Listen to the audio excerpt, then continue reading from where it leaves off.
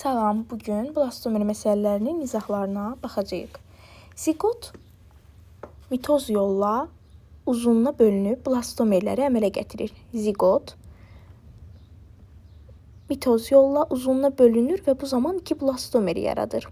Daha sonra yaranan 2 blastomer yenə uzunluğuna bölünür və 4 ədəd blastomer yaranır. Daha sonra isə eninə və uzunluğuna bölünmələr bir-birini əvəz edərək davam edir.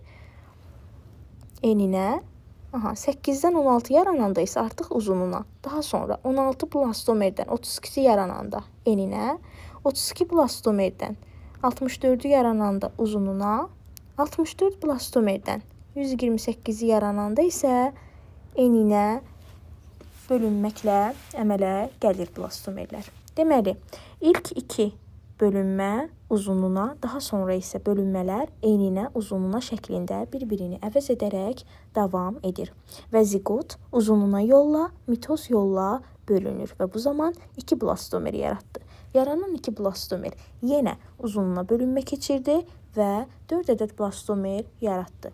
Və yaranan blastomerlər daha sonra eninə, uzunluğuna, yəni bir-birini əvəz edərək davam edir. Və bu mərhələdə hüceyrələrin sayı artır, lakin onlar artıq böyümürlər. Belə bir məsələyə baxaq. Məsələn, biz burada artıq 128 blastomer yaratdıq. Məsələnin şərtində bizdən istəsək ki, tutalım 128 blastomerin əmələ gəlməsi zamanı neçə hüceyrə bölünməyə məruz qalar? 128 blastomer yaranan zaman neçə hüceyrə bölünməyə məruz qalar? Neçə hüceyrə bölünməyə məruz qalar? Bizə hüceyrə istəyir. Baxın uşaqlar, ümumiyyətlə neçə bölünməyə məruz qalar deyirsə, sondan başlanğıcı çıxacağıq burada. Səbəb nədir? 128-dən çıxacağıq 1-i. Cavab eləyəcək 127. Çünki bizdən hüceyrəni istəyir. Zigot da hüceyrədir. Birinci hansıdır? Zigotdur. Zigot bölündü, blastomerləri yaratdı. Bizim birinci hüceyrəmiz zigotdur. Və bizdən nə istəyir? 128 blastomer yaranan zaman neçə hüceyrə bölünməyə məruz qalar istəyir bizdən. Ona görə də sondan başlanğıcı çıxıb 127 blastomerin əmələ gəldiyini qeyd edirik. Daha sonra şərti biraz dəyişdirək. Məsələn, bizə desək ki, 128 blastomer yaranan zaman neçə hüceyrə deməyək, neçə blastomer, bu dəfə şərti dəyişək. Neçə blastomer bölünməyə məruz qalar. Şərtə diqqət yetirin. Neçə blastomer bölünməyə məruz qalar. Deməli, birinci hüceyrəmiz oldu zigot. Üstündən qeyd edək, zigotdur. Digərləri isə artıq blastomerdir. Və biz də neçə blastomerin bölünməyə məruz qaldığını tapmaq istəyiriksə, 128-dən 2-ni çıxırıq. Çünki bizim blastomerlərimiz 2-dən başlayır. Birinci hüceyrə zigotdur. Blastomer deyil. Zigot bölünür və blastomer yaradır. 128-dən də 2-ni çıxanda cavab eləyəcək 126. Yəni 128 blastomer yaranan zaman 126 blastomer bölünməyə məruz qalıb.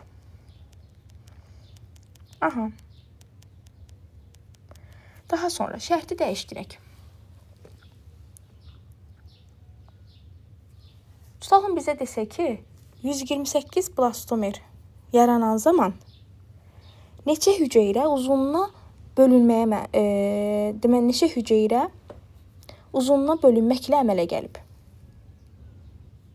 Və yaxud da neçə hüceyrə uzunluğuna bölünməyə məruz qalıb. Belə deyək, neçə hüceyrə uzunluğuna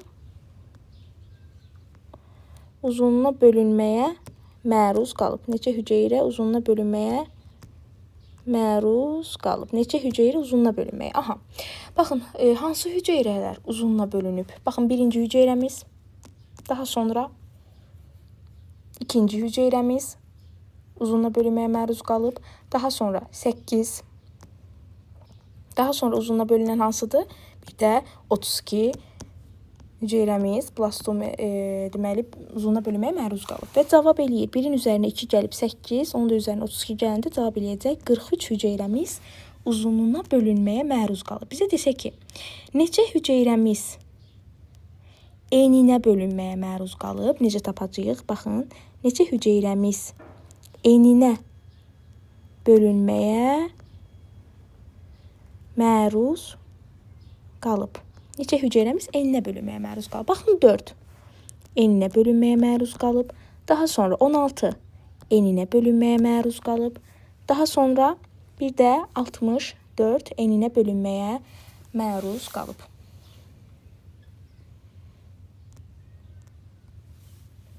Dörd eninə bölünməyə məruz qaldı.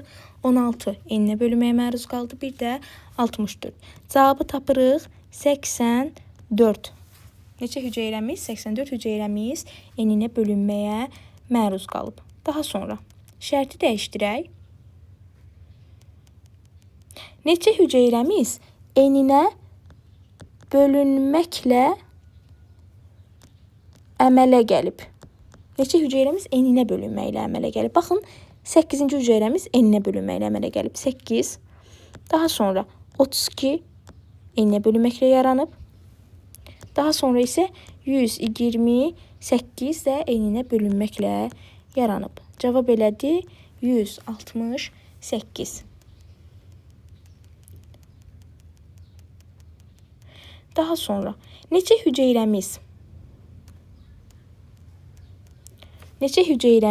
uzunluğuna bölünməklə əmələ gəlib. Uzunluğuna bölünməklə əmələ gəlib. Baxaq. Baxın, ikinci hüceyrəmiz 1-i götürmürük. Çünki 1 uzunluğuna bölünməyə məruz qalıb. Amma 2 isə uzunluğuna bölünməklə əmələ gəlib. Daha sonra uzunluğuna bölünməklə əmələ gələn 4, 16 uzunluğuna bölünməklə əmələ gəlib. Daha sonra 64 uzunluğuna bölünməklə əmələ gəlib. Aha. Cavabı toplayıb hesablayırsınız.